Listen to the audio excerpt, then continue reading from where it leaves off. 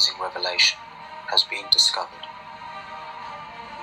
But first, let us begin with the ancient Sumerian story. Enki, though brilliant, was a spoiled child, jealous of his brother-in-law, and wanting a kingdom of his own.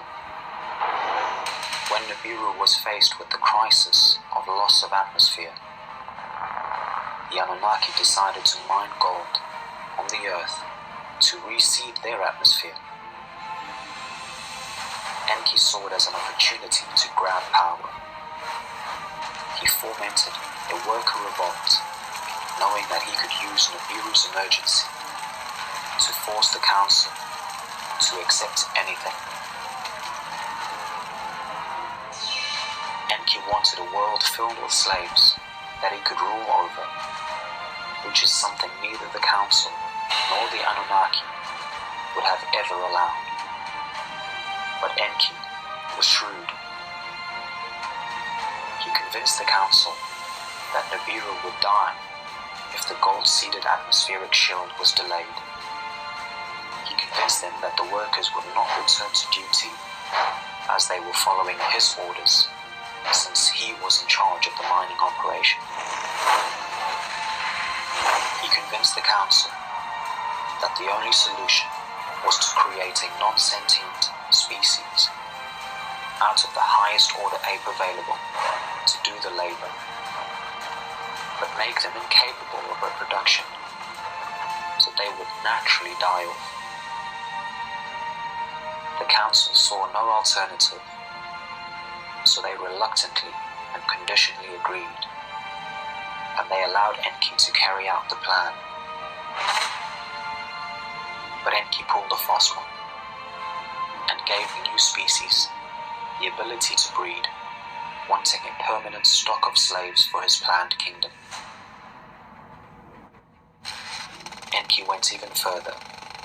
He didn't just manipulate the ape's DNA, but he actually infused Anunnaki DNA into the mix.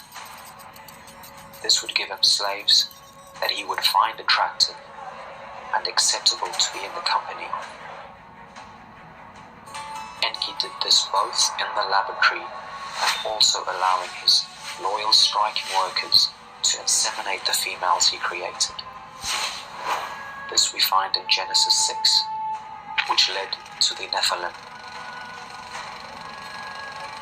When Lord Anu and his son, Lord Enlil, learnt of this treachery, Enlil was sent to the earth to correct his brother's sin against the universe.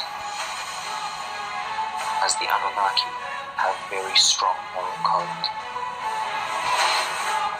Enlil took over on earth and brought Enki to justice, but it was too late.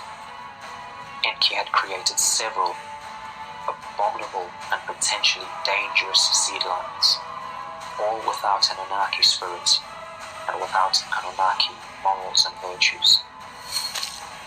These were savage slaves that resembled the Anunnaki but were violent beasts.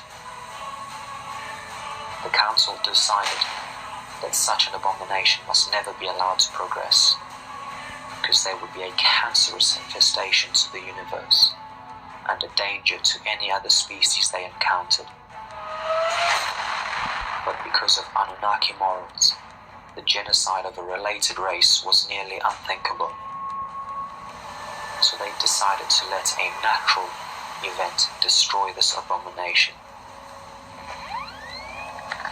They knew that Nibiru's next close pass by the earth would cause massive flooding, wiping out the abomination.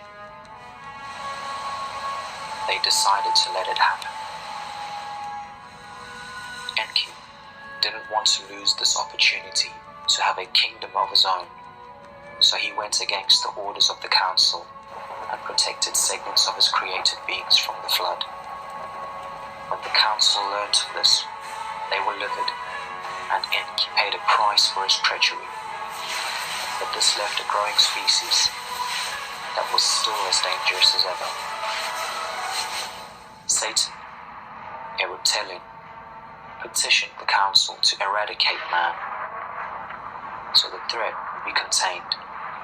But man's true savior, Lord Enlil, who is Lord Rael, fought against Satan in front of the council on behalf of man.